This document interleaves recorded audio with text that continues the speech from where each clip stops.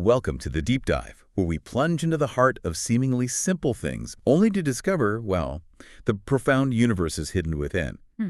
Sometimes the most unassuming moments, like the first whisper of dawn, hold layers of meaning so deep they connect us to ancient wisdom and cosmic truths. Right. Today, we're embarking on exactly that kind of journey, exploring how a single poem, paired with its author's own profound commentary, can become a luminous map.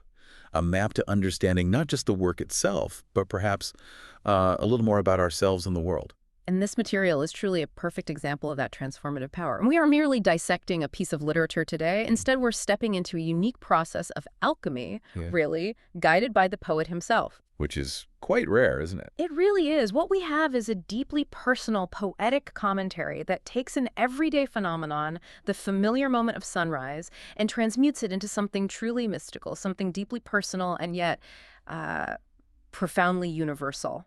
It's less about observing a sunrise and more about witnessing a revelation, if that makes sense. I find that incredibly compelling. Our deep dive today centers on Oscar Muñoz's evocative poem Alborada, which means dawn, specifically poem 2. But the real treasure, the secret decoder ring, as I like to think of it, comes from the rich, extensive commentary provided by Muñoz himself. That's the key. It's not a dry academic analysis. It's the creator inviting us behind the curtain, offering unparalleled insight into his creative intent and the multi-layered meanings he imbued into every line. That's the extraordinary nature of this source material. We are granted direct access to the poet's own thoughts as he meticulously unpacks his verses. Right. This provides an intimate, foundational understanding that, frankly, no external critic could possibly replicate. Absolutely.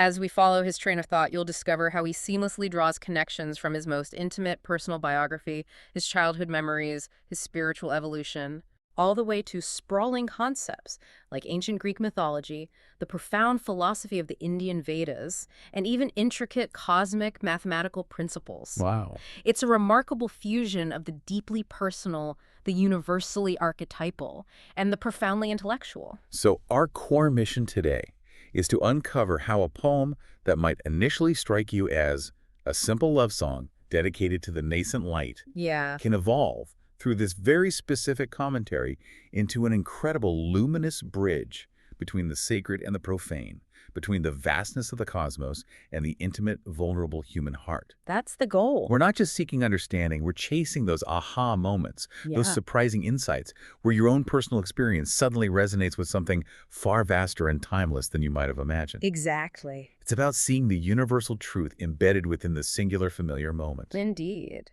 The commentary itself explicitly states its ambitious aim to transmute the everyday dawn into a mystical and personal revelation. Our deep dive is designed to help you, the listener, trace this exact transformation step by illuminating step. Right.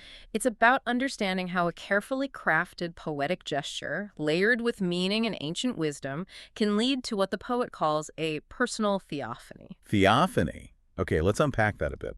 Well, this isn't just a distant, abstract concept of the divine. It's meant to be a direct, tangible, and profoundly personal manifestation of the divine. Experienced not in some distant heaven, but right here, right now, through the simple yet majestic phenomenon of the dawn. It genuinely invites us to experience our ordinary world with an entirely new set of eyes, recognizing the sacred in the commonplace. So let's begin by immersing ourselves in the opening observations of the commentary. It starts by characterizing poem 2 of Alborada as a simple love song. Right. But almost immediately it signals something far grander. How does a poem initially described so intimately, so straightforwardly, then expand into such profound and expansive meaning? That initial description, a simple love song, is, I think, a brilliant starting point because it sets up the powerful trajectory of the poem. Okay. It quickly transcends any superficial reading you might initially give it. This isn't merely a lyrical appreciation of a mundane sunrise, the kind we might see every day and perhaps take for granted. Right, just another sunrise. Exactly. Instead, the commentary tells us that the poem evokes the tenderest symbol of the nascent light. Nascent light. That phrase, nascent light, is absolutely key. It positions the dawn not just as a physical event, but as a representation of all new beginnings, all nascent potential, all unfolding awareness. Oh, okay. Makes sense. This is precisely where it begins to serve as that luminous bridge, a connection point, a conduit between the sacred and the profane, seamlessly bridging the vastness of the cosmos with the vulnerable, intimate space of the human heart. So connecting the huge and the tiny almost. Precisely. It establishes a direct, undeniable link between the grandest universal scales of creation and our most personal inner worlds of feeling and spirit. Yeah. This poetic gesture, as Muñoz so aptly terms it, fundamentally transmutes the everyday dawn into a mystical and personal revelation. Okay. It takes the ordinary, the familiar, the daily occurrence, and infuses it with a deep spiritual significance, allowing us to perceive the sacred in the commonplace, making the mundane truly extraordinary. It's like putting on special glasses. Kind of. This isn't just art, it's a pathway to seeing. That's a powerful idea, turning the ordinary into the extraordinary. And the commentary points out that Muñoz achieves this through a specific literary technique, the extended metaphor. Yes. How does he meticulously build this rich, layered meaning, guiding us from the physical light to this profound, almost spiritual revelation? Well, he constructs this meaning with an almost architectural precision, verse by verse, as if erecting a sacred edifice of understanding. The commentary explicitly states that each verse adds a new layer of meaning to the central figure of the dawn, systematically and thoroughly constructing what he calls a personal theophany. Right, that word again. Yeah. Theophany. And again, theophany is a profound term. And in this context, it isn't just an abstract theological concept. It signifies a direct, tangible, and deeply personal manifestation of the divine. Okay, so not just about God, but like experiencing God or the divine. Exactly. The poem isn't merely talking about the divine. Its aim is to make you feel its presence, to experience its unfolding right there through the image of the dawn itself. It's an experiential encounter, not just an intellectual one. Got it. Consider the deliberate progression of phrases the poem uses to describe the dawn, each building upon the last to deepen this sense of manifestation. Okay, like what? It begins as primordial and growing, suggesting its ancient foundational nature, yet also its dynamic, ever-unfolding quality. Primordial. Ancient, but growing. Okay, then it transforms into an ethereal living body, imbuing it with a delicate sentience, an almost ghostly yet vibrant presence. An ethereal body. Like it's alive, but not solid. Sort of, yeah. Next, it's an arcane presence, hinting at its mysterious hidden wisdom and deep, unspoken secrets. Arcane. This builds further to an intense nymph of the clouds, personifying it as a vibrant, almost playful spirit, a divine maiden dwelling amidst the heavens, full of passionate energy. A nymph, like a nature spirit. Exactly. And finally, it culminates as lover in my awakenings, bringing that cosmic divine presence into the most intimate, vulnerable space of the speaker's own consciousness, a direct, personal embrace. Wow, lover in my awakenings. That's intimate. It really is. Each of these phrases isn't just a description, it's an invocation, deepening the connection and reinforcing the idea that this isn't just light, but a living, breathing divine entity interacting directly with the self, a lover intimately intertwined with one's own awakening. That progression is incredibly evocative. It's almost as if the poem is singing to us, drawing us in. The commentary highlights the musicality of the piece. How does it achieve this captivating flow and rhythm, guiding the reader through these expanding layers of meaning, from the boundless to the intimate? Well, the poem's profound musicality, its very flow and rhythm that captivate and draw the reader deeper into its unfolding meaning, are far from accidental. They are meticulously crafted. How so? This sonic quality is achieved primarily through the repetition of adjectival structures, a deliberate and rhythmic choice of words that creates a sustained, almost chant-like pulse, akin to a recurring motif in a complex musical composition. This precise linguistic rhythm is then combined with the carefully orchestrated progression of its images, which we just discussed. Right, the nymph, the lover, etc. Yes. The poet masterfully guides the reader's perception, literally taking us on a journey. A journey from where to where? Think about it. The poem starts by evoking the boundless and primordial, immediately setting a universal, almost cosmic scope and ancient vastness. Okay, big picture. From there, it subtly, almost imperceptibly, guides us down to the intimate and immediate, bringing that immense scale into the direct personal experience of the speaker. This transition is incredibly smooth, precisely because of this underlying musicality, which acts as a gentle current. And here's where Muñoz's linguistic artistry truly shines. The commentary highlights a subtle resonance in an internal rhyme that serves as a linguistic and conceptual anchor for the entire piece. An internal rhyme, what does it connect? This internal rhyme exquisitely unites the growing, or in the original Spanish, creciente flower of the dawn. Okay, creciente, growing. With the lover amante who awakens in the speaker's own soul. Creciente amante. I hear it. Yeah.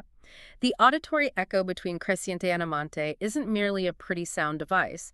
It profoundly links the cosmic burgeoning energy of the dawn with the intimate, personal blossoming of love and awareness within the human spirit. So the outer light and inner feeling mirror each other. Precisely. It signifies that the external growth of the light is mirrored by an internal growth, a blossoming of consciousness and affection, reinforcing that deep symbiotic relationship between the grand cosmos and the individual. That's subtle, but really powerful. It's a masterful stroke that subtly reinforces the poem's central theme of interconnectedness and personal transformation. That specific linguistic connection is just beautiful, really emphasizing the poem's layers. Let's really hone in now on the powerful first verse itself. I understand the dawn if it is a goddess's verse. Powerful opening. The commentary calls this a conditional declaration. What exactly does this condition imply? What's at stake in that if? This conditional declaration carries what Muñoz himself describes as long and intimate resonances. Okay. It's not a fleeting thought. It's born from a lifetime of profound perception and evolving understanding for the poet. The condition, if it is a goddess's verse, is absolutely crucial. Why crucial? It suggests that the speaker's comprehension of the dawn's immense beauty, its profound meaning, and its capacity to illuminate his very being is contingent upon perceiving it as something divine, as a sacred utterance emanating from a higher power. It's an epistemological statement, really, a claim about how true understanding is achieved. So he can only truly get it if he sees it as divine. That's the idea. Only when the dawn is understood as this divine expression, as a verse spoken by a goddess, does its immense beauty fully make sense to the speaker, and only then does it truly illuminate my day. The profound implication here is that a purely secular or perhaps a strictly scientific understanding of the sunrise. Like just photons hitting the atmosphere. Right. While valid on its own terms and certainly providing its own form of knowledge, it might fundamentally miss this deeper, illuminating, and spiritually profound quality that transforms not just the world, but one's very being. So without the divine lens, something is missing. Exactly. Without that divine lens, the full measure of its beauty, its capacity to inspire and elevate remains elusive. It's an invitation to engage with reality not just as observable fact, but as a living, sacred text. And the commentary reveals a really fascinating personal history here, connecting the poet's understanding of divinity directly to his own biography. It gets very personal. Even distinguishing between Greek and Indian influences on his spiritual journey. Can you unpack that evolution for us? Absolutely. Muñoz offers us a rare and insightful glimpse into his personal biography as it directly shaped his spiritual and poetic understanding of the divine. Okay. He openly reveals that his first goddesses were Greek, intimately associated directly with his childhood and his early formative encounters with the epic poetry of Homer. Right, Homeric poetry. So who are we talking about? Aphrodite, Athena? Exactly, those kinds of figures. Eos, the dawn goddess herself, would be key too. He characterizes them as vital, fiercely erotic, and audacious. Wow, fiercely erotic and audacious. That's quite a description for goddesses. It is. This vague description highlights a deep connection to a raw, earthly, and passionate form of divinity, one that is fully embodied and engaged with the human drama. He calls it a sweetly earthly, poetic vitality, suggesting a spirituality deeply rooted in the sensual, immediate, and often dramatic human experience, a grounding in the physical world and its vibrant energies. Okay, so very embodied, very human-like in a way. Yes. But then, in stark contrast, he speaks of his later divinities as those of India, encountered presumably later in his intellectual and spiritual development. A shift. A big shift. These are described in a very different light. They are subtle, universal forces that traverse my longings for immortality. Subtle, universal forces. Much more abstract. Much more abstract, yes. Here, the scope shifts dramatically from the finite, often anthropomorphic deities of the Greek pantheon to something far more expansive, abstract, and transcendent. Okay. These Indian divinities, he states, are today dissolved in vaster oceans than those that limit the masks of the devas. Dissolved in vaster oceans. What does that suggest? It implies a profound spiritual movement away from personalized, definable forms, the masks of the Hindu devas, the gods' appearances, towards an undifferentiated infinite consciousness, a boundless ocean of being. So less about individual gods, more about the source. Exactly. This transition for the poet suggests a deepening spiritual journey, a movement from a more tangible, earthly understanding of the divine to a more abstract, universal, and transcendent one, reflecting perhaps a longing for liberation from the finite cycles of birth and death, and for an ultimate union with the boundless, unmanifest reality. And this journey from Greek to Indian divinities brings us directly to how ancient Greek poetry connects back to this very first verse. Yes, it loops back. You mentioned the Homeric epithet earlier. What's its full significance here, especially given this personal history? The connection to ancient Greek poetry is not just a passing reference. It's identified by Muñoz himself as absolutely foundational to his work. Foundational, wow. Yeah. The commentary explicitly states that the verse that underlies this first one of Alborada and the entire book, deeply linked to his childhood and his early immersion in the poetry of Homer, is the iconic epithet of the Greek dawn goddess Eos. Eos, okay. Rhododactylos.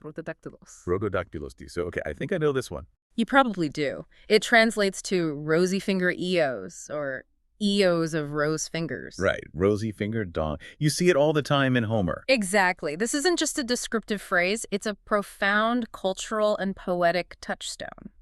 In Homeric epics, this epithet appears repeatedly at the beginning of a new day, conjuring an immediate vivid image of the dawn as a graceful, feminine figure, gently painting the sky with the soft, delicate hues of morning. It really paints a picture. It encapsulates beauty, newness, and a palpable sense of unfolding. And Muñoz says this underlies his whole book. He does. The fact that he identifies this specific phrase as the bedrock for his entire work, especially this particular poem, tells us that the delicate, beautiful emergence of dawn, personified in this ancient, timeless image, has been a core, enduring inspiration for him since his earliest memories. That's incredible. It speaks to the profound, enduring power of myth and the way ancient archetypes continue to inform and shape contemporary understanding and artistic creation, becoming personal touchstones for universal phenomena. So we've journeyed from Vadal Greek goddesses and Homeric epithets, and now the commentary takes us into the realm of Pythagorean geometry. Right, it keeps expanding. How then does this beautiful, rosy-fingered Eos connect to something as abstract as the Pythagorean rose? That seems like quite a conceptual leap, but clearly a significant one for him. It's a truly fascinating and deeply insightful leap, and it reveals the profound philosophical and even mathematical underpinnings of Muñoz's poetic vision. Okay, break it down for us. The commentary explains that Eos, the rosy-fingered goddess, is described as the verse of the goddess that is woven pentagonally into the Pythagorean rose. Woven pentagonally into the Pythagorean rose. What is the Pythagorean rose? Right. To truly grasp this, we need to understand the Pythagorean rose itself. This refers to the pentagram, or the five-pointed star. Ah, the star shape. Exactly, Right. which was a deeply sacred symbol to the ancient Greek Pythagoreans. This symbol embodies the golden ratio, a mathematical constant found ubiquitously in nature, art, and architecture. Right, phi, the golden ratio. Symbolizing balance, harmony, and perfection. The pentagram, drawn by connecting the vertices of a regular pentagon, contains within it smaller pentagrams and pentagons, demonstrating self-similarity and infinite recurrence, essentially, a fractal nature. Okay, so it's about sacred geometry, harmony, perfection. Precisely. So when Eos is described as being woven pentagonally into the Pythagorean rose, it's far more than just a poetic image. It suggests that the very essence of the dawn goddess, her unfolding beauty and illumination, is not random or chaotic, but mathematically precise, structurally perfect, and fundamentally tied to a cosmic divine order. Wow, so the beauty we see isn't just beauty, it's order. Yes. The profound insight here is that the ephemeral beauty of the dawn isn't just a fleeting physical event. It's a visible expression of the universe's foundational, perfect mathematical order, literally. A cosmic blueprint unfolding before our eyes each morning. A cosmic blueprint Yeah. in the sunrise. Yeah. This connection, Muñoz writes, immerses my consciousness in the most primordial mysteries. It means the poet isn't just observing a sunrise. He's perceiving a divine mathematical harmony made visible, a profound, ancient link between the visible dawn and universal mathematical order. So the daily dawn becomes this connection point to the universe's structure. Exactly, a direct, almost mystical communion with the very fabric of existence, revealing that existence itself is fundamentally harmonious and orderly.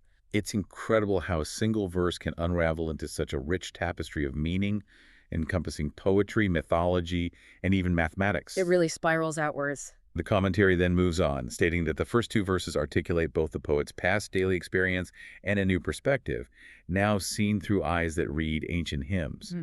What does this profound shift in perspective truly mean for his understanding of the world of life?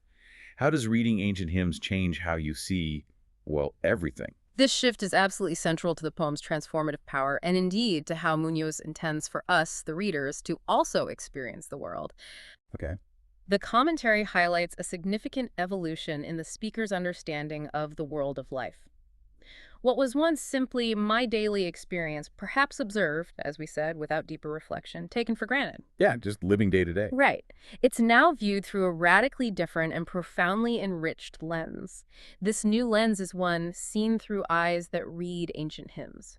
So it's not just about reading them, but internalizing them. Exactly. It's not merely about intellectual engagement with old texts. It's about internalizing ancient wisdom, absorbing the spiritual and philosophical worldviews of seers and sages from millennia past, allowing their insights to fundamentally reshape one's perception. How does that change things?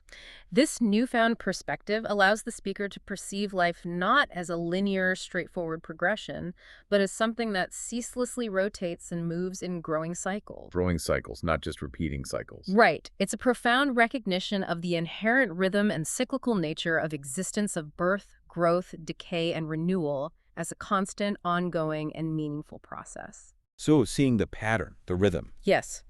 And understanding it's not just an intellectual realization, it's a fundamental change in perception that permeates his entire being.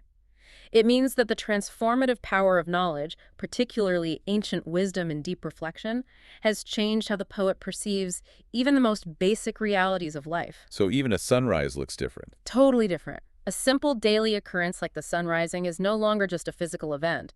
It's a profound manifestation of cosmic order, deeply intertwined with personal growth and the universal patterns of existence. The everyday becomes sacred again. Exactly. The everyday is thereby infused with the sacred because the eyes perceiving it have been opened by enduring, timeless truths. And this brings us to a beautiful quote from Rilke, whizzing into this section.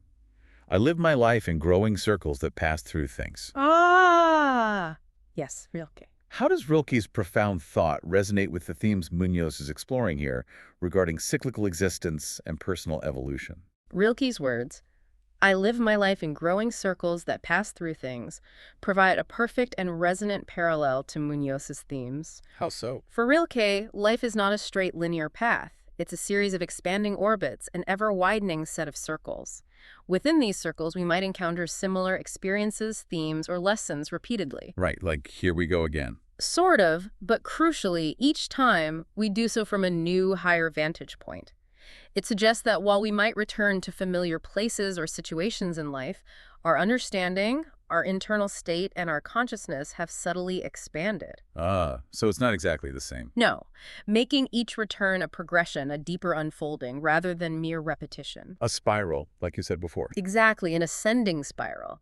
Muñoz connects this directly to the idea that in this ceaseless dance of growing circles, his own body is positioned at the embodied center, serving as the anchor of his lived, tangible experience. Okay, the self at the center. But this physical self is always gravitating towards the finitude of existence, acknowledging our inherent mortality, our physical limitations, and the ephemeral nature of our individual lives within these grand cosmic cycles. Right, we're not eternal. No. Yet, despite this unavoidable finitude, the individual remains an integral and active part of this continuous, eternal movement, this ceaseless cosmic dance. This concept is a powerful framework for understanding personal growth, encouraging you, the listener, to consider your own life. Do you feel as though you are also living in growing circles? That's a good question. Do I revisit things with new eyes? Right. Perhaps you revisit challenges or triumphs, but with new wisdom, greater resilience, or a deeper appreciation, always moving forward, even when seemingly retracing steps. Yeah. This concept offers a profound recognition that even within our brief individual lives, we participate in an eternal, ever-unfolding universal process. It's an incredibly rich image, this idea of an ascending spiral rather than just a simple circle. The commentary then speaks of this space or living ether of the goddess's body as a matrix of a return that lives day by day. What does this return signify in this context? Is it merely repetition or something much more dynamic and meaningful? Oh, it's definitely not a simple, stagnant repetition. The space or living ether of the goddess's body refers to the pervasive living presence of the divine, which, as we've established, embodies cosmic order, harmony, and creative energy. Okay, the divine matrix. Within this vast living divine matrix, the commentary describes a return that lives day by day. This daily return is crucial. It's not a broken record playing the same tune over and over. So what is it then? Instead, Muñoz emphasizes that each turn is more intense, more complete, and more full. This signifies a profound process of continuous spiritual or personal growth, an ascending spiral of inexhaustible refinement. Ah, there's that spiral again. More intense, more complete. Exactly. Imagine not a flat circle, but a spiral staircase. Each step brings you to a similar point in the circle, perhaps even to the same visual horizon, but always at a higher elevation, always gaining a broader, more integrated perspective. I like that image. So while the experience of dawn, or life's inherent cycles, might appear to repeat daily or seasonally, the individual experiencing it is constantly evolving, deepening their understanding and their capacity for experience. This constant, enriching return, he notes, saturates my psyche with nostalgia. Nostalgia, like missing the past. Not quite like that. This isn't a melancholic longing for something lost in the past, a simple homesickness. Rather, it's a yearning for a perfection, a completeness, or a profound, ultimate understanding that is glimpsed and approached with each turn of these cycles. Ah, nostalgia for perfection. Exactly. Or unity. Something like that. It's a nostalgia for an original unity, a timeless truth, or a spiritual completeness that is approached, step by ascending step with each new iteration of experience. This implies a lifelong journey of ever-increasing awareness, depth, and fulfillment, where every apparent return brings you closer to a more refined and profound state of being. This idea of an ascending spiral, constantly refining our understanding, is so vivid. And now the commentary draws a striking parallel. The dawn is always primal, like the virginity of Aphrodite that unravels in passions to be rewoven with the new light. Yes, this one's quite something. That's a powerful and intriguing analogy. What exactly is the significance of comparing dawn's primordial nature to Aphrodite's virginity? Yeah. That seems unexpected. It is unexpected, but incredibly rich and central to understanding the cyclical, renewing nature of existence as presented in Muñoz's work. Okay. When the commentary states the dawn is always primal, like the virginity of Aphrodite, it's essential to understand that in classical Greek mythology, Aphrodite's virginity isn't necessarily about innocence or a lack of carnal experience in the conventional sense. Right, she wasn't exactly known for that. Precisely. Instead, it symbolizes her inherent, unassailable power of renewal and self-creation. She possessed the ability to bathe in the sea and be fully restored to a state of primal purity, regardless of her previous encounters or passionate involvements. Ah, so it's about renewal, being eternally fresh. Exactly. She was fundamentally untinted, capable of endless self-renewal. Okay, that makes more sense in this context. So when the commentary says this virginity unravels in passions, it refers metaphorically to the daily unfolding of life, the myriad experiences, the chaos, the loves, the sorrows, the very act of living and engaging with the world's complexities. The messy stuff of life. The messy stuff. These passions are the raw, unadulterated stuff of human existence that can sometimes seem to unravel our composure, our sense of order, or our illusions of control. But then to be rewoven with the new light implies a profound process of purification, a restoration, a rebirth that happens with each new dawn. So every dawn is like Aphrodite bathing in the sea. That's the metaphor, yeah. It's a powerful metaphor for the cyclical nature of creation, destruction, and renewal on both cosmic and personal scales. Okay. Just as Aphrodite could renew her primal essence, the dawn constantly recreates the world, purifying and resetting the stage for new life and new possibilities. So it's not just light returning, it's Recreation. Yes. Every sunrise isn't just the return of light, it's a moment of recreation, a fresh opportunity to be reborn, shedding the old and embracing the new, emphasizing that life itself is a continuous process of becoming and renewal, a daily miracle. So, being alive in the human isn't merely a biological state or a mundane sequence of events.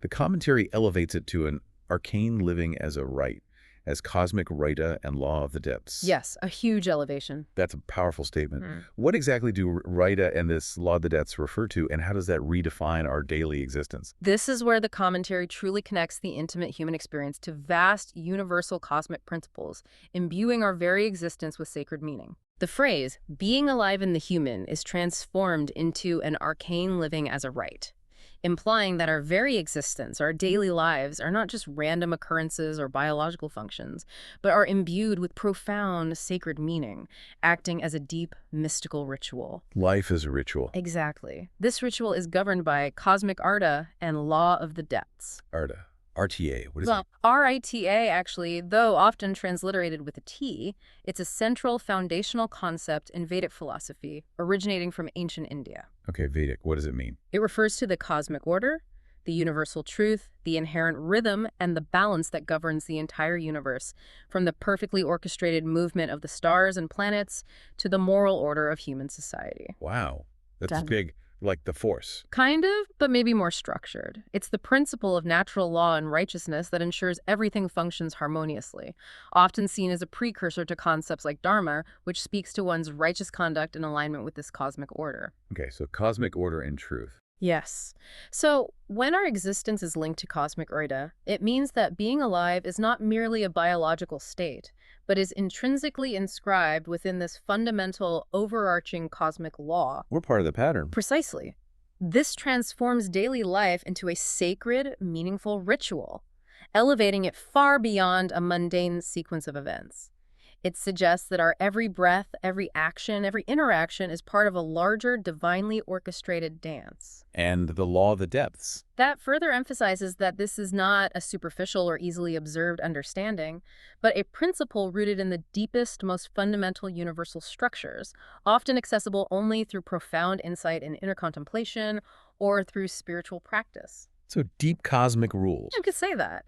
It suggests that the cosmos operates on a profound underlying truth that undergirds all reality, and our very being is part of its unfolding. And within this grand cosmic law, how do dawn and night fit in? It seems they're not just transitions, but fundamental aspects of this universal ritual. Precisely.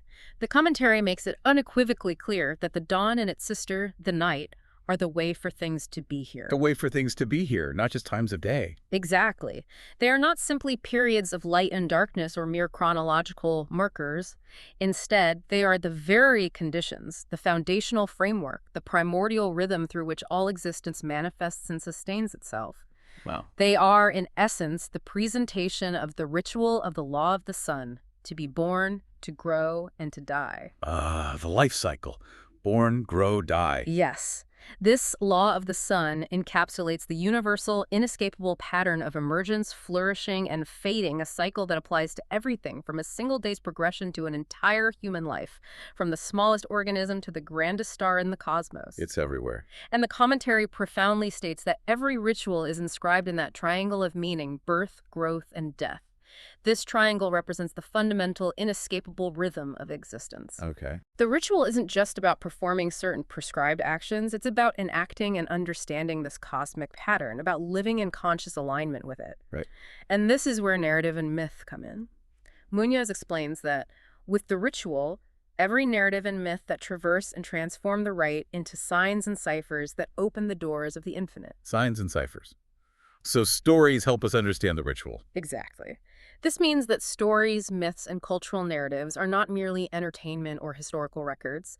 They are the symbolic language, the profound allegories through which we grasp these universal fundamental truths. Okay. They take the raw, primal right of existence, born, grow, die, and transform it into understandable signs and ciphers, into digestible metaphors that provide deeper meaning, allowing us to glimpse and access the infinite beyond the finite, transient realities of daily life. So myths are like keys. They give us the essential tools to navigate and interpret the grand cosmic drama of life itself. That's a beautiful way to think about myths, not just stories, but as keys to unlock the infinite.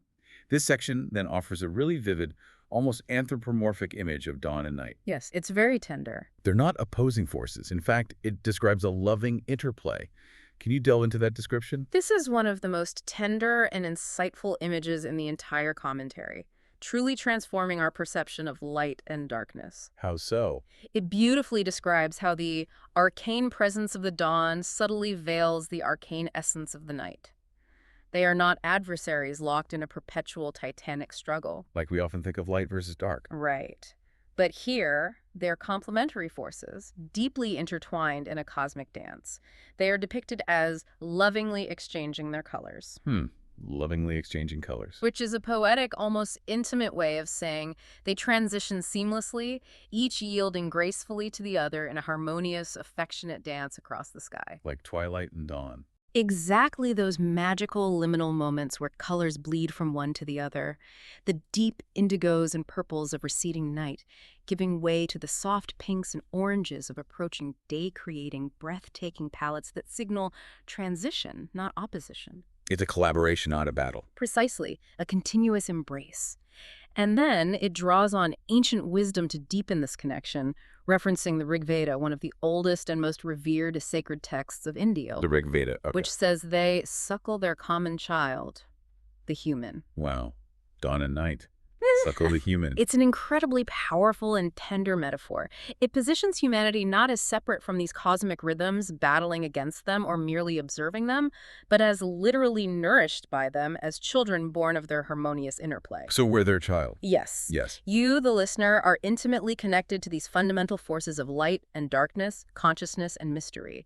It suggests that our very being is a product of their loving, harmonious exchange, making us literally children of both illumination and the profound hidden depths. We contain both. We carry both aspects within us, the light of consciousness and the shadows of the subconscious, the known and the mysterious, a balance that fundamentally defines our existence. And the commentary directly addresses you, the listener, by saying, you who read these words and make them resonate within you are the child of the dawn and the night. That direct address. What's the profound significance of this direct address? It really brings the entire poem home to the individual, doesn't it? The direct address here is incredibly significant precisely because it personalizes the entire experience, transforming it from a mere intellectual exercise into a direct, intimate invitation. It makes me the child. Exactly. It's a profound recognition that you, the listener, are not just a passive recipient of these words, but an active participant in their meaning. By making these words resonate within you, you become part of the very cycle and the very narrative the poem describes. Okay. You are not just a human in a biological sense, a product of earthly processes, but also a symbol of the longing that grows in the human from the dawn. A symbol of longing from the dawn. What kind of longing? This highlights an inherent, almost instinctual human aspiration, a deep, pervasive yearning for light, for knowledge, for understanding, for transcendence, for new beginnings, for clarity after periods of darkness. Ah, the universal feeling. Right. This longing isn't just a fleeting emotion, it's a fundamental aspect of our being, stemming directly from our profound connection to the cosmic rhythms of light and dark. Yeah, it connects to Agni. Yes. The commentary then connects this powerful, inherent human longing to the aspiration of Agni. Agni is a crucial Vedic fire god in ancient Indian mythology. The fire god. Often associated with the sacrificial fire, enlightenment, and significantly, with the inner fire of aspiration and spiritual transformation. Agni, the commentary states, ceaselessly summons divinities and brings them to my words of nostalgia, encounter, and ishku. Okay. Summons divinities through nostalgia, encounter, and ish. What's ishku? Ish is a profound Arabic term, often found in Sufi poetry, usually translated as divine love or an ardent, passionate longing for the divine beloved. Ardent longing. Divine love. Okay. So this means that the internal fire of our longing, our deepest spiritual aspiration, acts as a magnetic force, drawing divine understanding and connection directly into our human experience. Our own longing calls down the divine. In a sense, yes. Nostalgia here isn't just a simple homesickness for the past. It's potentially a profound longing for a primal state of unity or spiritual completeness, a deep-seated memory of divinity itself. Okay. Encounter signifies a direct personal meeting or communion with the divine, facilitated by this powerful inner fire. And ishtu, that divine love is both the fuel and the goal. So our very desire for deeper meaning, our seeking, Is itself a sacred act, a manifestation of this Agni-like fire that can bridge the human and the divine, bringing profound love, understanding, and direct encounter into your life, just as the dawn brings physical light. Your seeking is, in itself, a divine act. that's a truly profound thought, that human longing itself can be a divine fire, a conduit to the sacred. Building on this idea of deep understanding, the commentary then shifts our focus to Trikala thought and the arcanum of the clouds and the aurora. New concepts. For listeners not familiar, what does Trikala mean? And what profound mysteries do these pre-dawn clouds then hold? Trikala is a Sanskrit term, deeply fundamental in many Indian spiritual traditions, meaning literally 3 times, past, present, and future. Past, present, future, Trikala. Okay. But it's much more than a simple chronological division. It refers to a holistic perception of time, where all 3 are seen not as separate linear points on a timeline, but as interwoven and, in a profound sense, simultaneously present. All time at once. Kind of. Applying Trikala thought to the dawn suggests that the sunrise isn't just a now event. It contains within its very essence echoes of every past dawn that has ever broken and anticipates every future one yet to come. It's a manifestation of timelessness. Wow, okay. And how does that relate to the clouds? This profound temporal understanding then leads the poet to the arcanum of the clouds in the aurora. The arcanum here means a profound secret, a hidden mystery, or esoteric knowledge. Secrets in the clouds. Exactly. So, within the very visible, passionate clouds of the aurora, the pre-dawn light that paints the sky with vibrant colors, reside deeper, hidden meanings, and ancient secrets. Okay. The commentary vividly describes how, in the passionate cloud, the light adorns the nymphs of the water. Nymphs again. Water nymphs this time. Yes. This beautiful imagery evokes a mythological scene, almost a sacred drama, where the ethereal, transformative light not only illuminates but also beautifies and gives form to the ephemeral water vapor in the sky, literally transforming it into dancing, luminous beings, nymphs of light and water. That's beautiful. It suggests that even the seemingly transient and ephemeral aspects of the natural world, like passing clouds, are imbued with divine beauty, profound purpose, and mysterious, hidden life when viewed through this Trikala, spiritually informed lens. So they're more than just water vapor. They are not just meteorological phenomena, but living carriers of ancient secrets, divine artistry, and timeless wisdom. And the commentary takes this a step further, saying, the light, which is always Gala, writes on an ethereal canvas the memory of all those who once looked with longing at the dawn. Yes, this part is mind-bending. So the light itself is an active, almost sentient record keeper, a universal archive. This concept is indeed incredibly powerful and expansive. The light itself is described as always Gala, meaning celebratory, festive, grand, radiant. Okay, Gala light. It's not a passive medium. It's an active, conscious, vibrant entity. And indeed, it acts as a universal scribe, a cosmic chronicler, writing on an ethereal canvas the memory of all those who once looked with longing at the dawn. So everyone who ever watched a sunrise with feeling is recorded in the light. That's the implication. It suggests a collective consciousness or a universal archive embedded within the very fabric of light itself. It implies that every human who has ever gazed at the dawn with deep emotion, with longing, with hope, with wonder, with aspiration for new beginnings, has left an indelible imprint, a vibrational echo on this vast cosmic canvas. Wow. These are not merely fleeting individual moments. They are woven into the fabric of time and life. That's huge. And it connects to the rishis. Yes. Furthermore, the commentary deepens this idea by stating that the rishis of old, the ancient Vedic seers, the wise ones who first articulated the cosmic order and profound truths, look at us mirrored in the eyes of the dawn. They look at us mirrored. How? This is a profoundly moving statement of timeless connection and intergenerational wisdom. It means that when you gaze at the dawn, you are not only experiencing its present unfolding beauty, but also tapping into the collective wisdom, the ancient insights, and the profound aspirations of all who came before. So we're connected to them through the dawn. Exactly. Their timeless insights and longings are reflected back to you through the very light that illuminates your day, creating a living bridge across millennia. Hmm. This speaks to a continuous cycle of awakenings and oblivion, where knowledge is gained, sometimes forgotten or lost to human memory, and then rediscovered, reaccessed, and re-experienced through these enduring, timeless moments. Like we keep finding the same truths again. Precisely. It implies a fundamental continuity of shared human experience across millennia, a vast shared human consciousness that transcends individual lifetimes. So, after this incredible journey through cosmic memory and ancient seers, the commentary personalizes the experience again, bringing it back to the speaker with the words, "My lips return to those of my luminous lover." Yes, back to the intimate. Who is this luminous lover at the heart of this profound reunion? Is it the dawn itself? The luminous lover is the culmination of all the previous personifications and divine manifestations of the dawn that Muñoz has meticulously built throughout the poem and commentary. It connects back directly to the nymph of the clouds, the goddess's verse, and the personified dawn itself. This isn't a human lover in the mundane, earthly sense, Right. but a profound, intimate reunion with the divine light, with the very essence of the dawn as a living, sacred entity. It symbolizes a moment of deep communion and almost mystical embrace with the ultimate source of all illumination, beauty, and renewal. A connection with the divine source. Yes. Hmm. It's the poet's spirit, his very being, reconnecting with the divine principle that the dawn embodies, a return to primal love and truth. And what's truly remarkable is how this intensely personal reunion expands into a universal fractal experience. Yes, the fractal part is fascinating. The commentary adds, each new cloud of light repeats a transpersonal fractal archive of wonder and joy at seeing the morning break.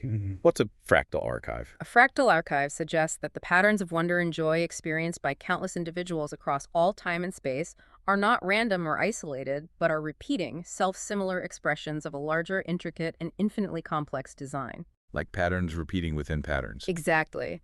Just as a fractal pattern repeats endlessly at different scales, revealing greater detail each time, the profound joy and awe inspired by the dawn are universally shared, part of a vast, interconnected, and infinitely unfolding cosmic design.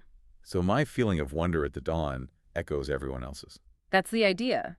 Every individual's unique experience of dawn, while personal, resonates with the experiences of countless others, forming a boundless repository of shared human wonder that is constantly renewed, refreshed, and re-experienced with each new light. That's an incredible image, a fractal archive of wonder that we all contribute to and draw from. And the final sentence of the commentary is a beautiful invitation. I accept its invitation and cross the bridge of ancient echoes of the dawn. The concluding step. What is this final call to action for the speaker, and by extension for us, the listeners? What does it mean to cross that bridge? This final sentence is a powerful synthesis of all the themes we've meticulously explored throughout this deep dive. For the speaker, I accept its invitation and cross the bridge of ancient echoes of the dawn signifies a profound act of surrender, engagement, and conscious integration. Okay. It's an affirmation of his personal journey of understanding, his willingness to actively connect to the ancient wisdom, to embrace the cyclical nature of existence, and to fully experience the divine manifestation that the mundane dawn represents. He's saying yes to it all. Exactly. The bridge of ancient echoes is the sacred pathway that allows him to transcend ordinary, superficial perception and enter a state of deeper, holistic understanding, where the timeless resonances of the dawn, its history and myth, its mathematical order, its profound sacred meaning, become his lived reality. Okay. It's an embrace of knowledge, mystery, and profound connection. And for us, what's the invitation for the listener? For you, the listener, it's a similar and equally profound invitation. It encourages you not just to observe the world passively, but to actively engage with its deeper, hidden meanings. To cross the bridge ourselves. Yes. To cross this bridge means to consciously choose to see beyond the surface, to allow the ancient echoes of universal truth to resonate within your own being. It's about moving from passive observation to active participation in the grand tapestry of existence. So it's a choice we make in how we see things. Absolutely. What would it mean for you to cross that bridge in your own life?